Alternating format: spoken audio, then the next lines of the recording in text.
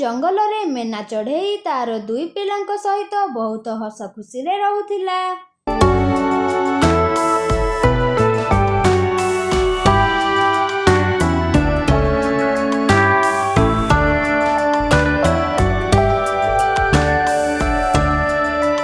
MENA ଚଢ଼େଇ ତାର ପିଲାମାନଙ୍କ ପାଇଁ ତାର ଘରେ ବହୁତ ଖାଦ୍ୟ ସଂଗ୍ରହ କରି ରଖୁଥିଲା।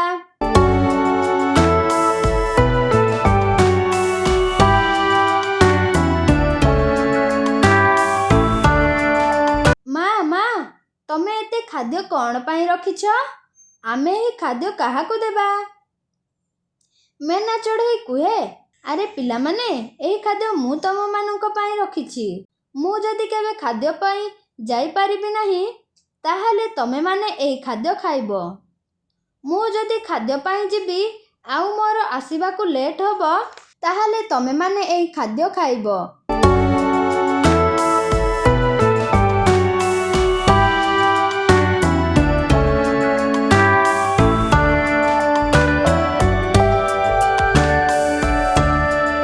ମା, ତମେ ବହୁତ ଭଲ।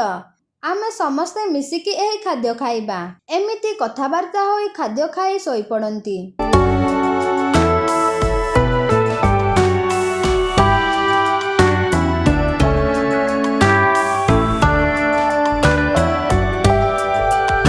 ସକାଳ ପାହେ, ତାଙ୍କ ଜଙ୍ଗଲରେ ବହୁତ ଜୋରରେ ବର୍ଷା ହେବାକୁ ଲାଗେ।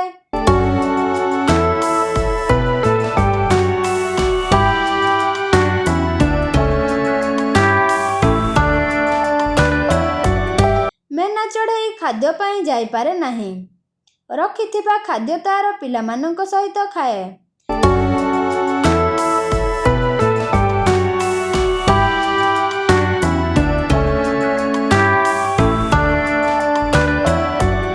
ଆରେ ପିଲାମାନେ, ଦେଖିଲ ତ ମୁଁ ରଖିଥିବା ଖାଦ୍ୟ କେମିତି କାମରେ ଆସିଲା?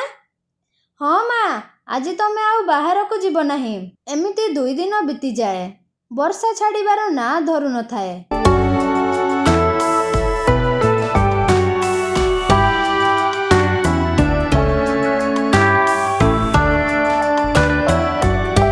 ଏପଟେ ମେନା ଚଢ଼େଇର ଖାଦ୍ୟ ମଧ୍ୟ ସରି ଆସିଲାଣି।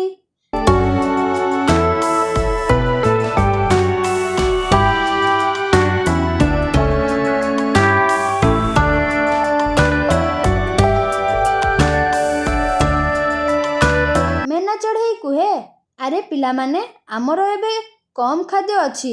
କାଲିକି ସରିଯିବ। ମୁଁ ଏବେ ଯାଉଛି, କିଛି ଖାଦ୍ୟ ଧରିକି ଆସିବି। ମା, ତମେ ଏତେ ବର୍ଷାରେ କୁଆଡ଼େ ଯାଅ ନାହିଁ। ଆମର ଖାଦ୍ୟ ନଥିଲେ ମଧ୍ୟ ଚଳିବ। ଗୋଟିଏ ଦିନ କିମ୍ବା 2 ଦିନ ଉପାସ ରହିଯିବା। କିନ୍ତୁ ତମେ ବର୍ଷାରେ ବାହାରକୁ ଯାଅ ନାହିଁ। ଆରେ ପିଲାମାନେ, ତମେ ଚିନ୍ତା କର ନାହିଁ। ମୁଁ ଏଇ ଗଲି ଆଉ ଏଇ ଆସିଲି, କିଛି ଖାଦ୍ୟ ଧରିକି। ତମେମାନେ ବାହାରକୁ କୁଆଡ଼େ ଯିବ ନାହିଁ।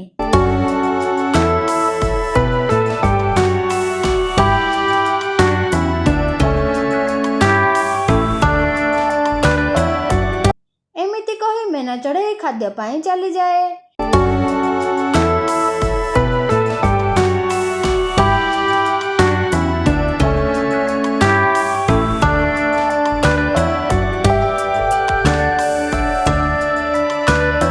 ଏପଟେ 2ଟି ଚିଲ ଆଉ ତାର ପୁଅ ସହିତ ଥାନ୍ତି। ଚିଲ ସହିତାଏ,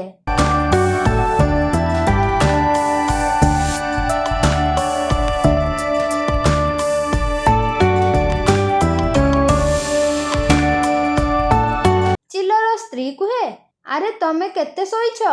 ଯାଅ, ଆମ ପୁଅ ପାଇଁ କିଛି ଖାଦ୍ୟ ଆଣିବ। ବର୍ଷା ତ ଛାଡ଼ିବାର ନାଁ ଧରୁନି।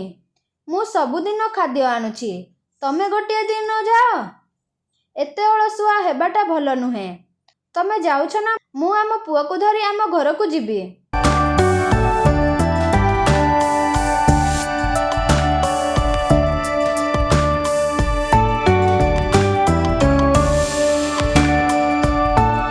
ଆରେ ତମେ ସେତିକି ଗର୍ଗର ହୁଅ। ମୁଁ ଯାଉଛି, ତମମାନଙ୍କ ପାଇଁ ଖାଦ୍ୟ ଆଣିଦେବି। କିନ୍ତୁ ଏତେ ବର୍ଷାରେ କେଉଁ ପକ୍ଷୀ ବାହାରେ ଥିବ ଯେ? ମୁଁ କାହାକୁ ଶିକାର କରିବି? ଆରେ ତମେ ବର୍ଷାରେ ନ ଯିବା ପାଇଁ ବାହାନା କରୁଛ। ତାହାପରେ ଚିଲ ଜଙ୍ଗଲକୁ ଚାଲିଯାଏ ଶିକାର କରିବା ପାଇଁ।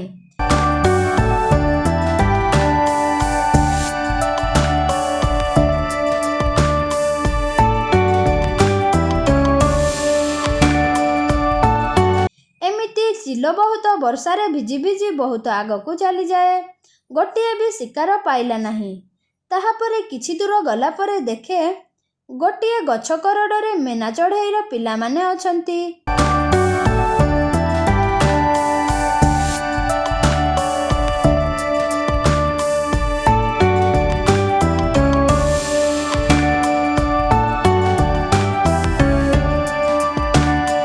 ଚିଲ ସେଠାକୁ ଯାଇ ମେନା ଚଢ଼େଇର ପିଲାମାନଙ୍କୁ ଧରି ନେଇଯାଏ।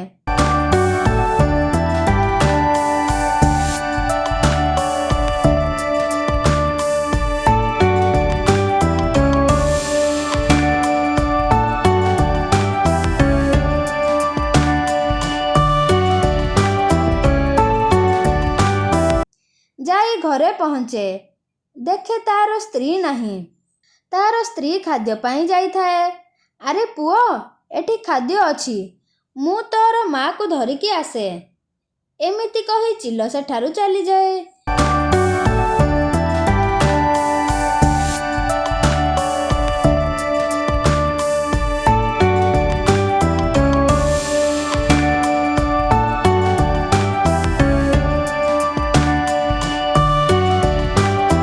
ଚିଲର ପୁଅ କୁହେ, ଏଠାରେ କ'ଣ ଅଛି?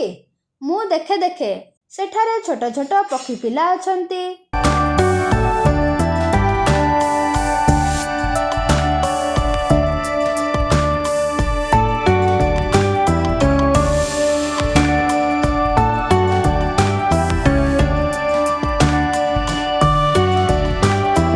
ଆରେ ଭାଇ ଚିଲ, ଆମକୁ ଛାଡ଼ିଦିଅ। ଆମ ମା ଆମକୁ ଅପେକ୍ଷା କରିଥିବେ। ଆମକୁ ଛାଡ଼ିଦିଅ।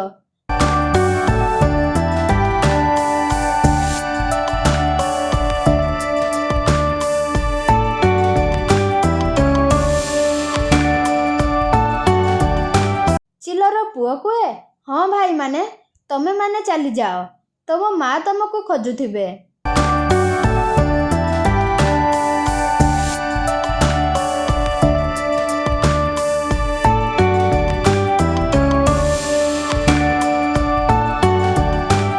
ତାହାପରେ ମେନା ଚଢ଼େଇର ପିଲାମାନେ ଚାଲିଯାଆନ୍ତି।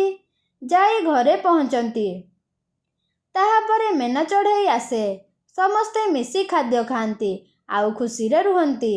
ଏହିପରି ନୂଆ ନୂଆ ଭିଡ଼ିଓ ଦେଖିବା ପାଇଁ ଆମ ଓଡ଼ିଆ କାର୍ଟୁନ ବାର୍ଡ଼ ଚ୍ୟାନେଲକୁ ଲାଇକ୍, ସବସ୍କ୍ରାଇବ୍ ଆଣ୍ଡ ସେୟାର କରନ୍ତୁ ଏବଂ ନୂଆ ନୂଆ ଭିଡ଼ିଓ ଦେଖୁଥାନ୍ତୁ।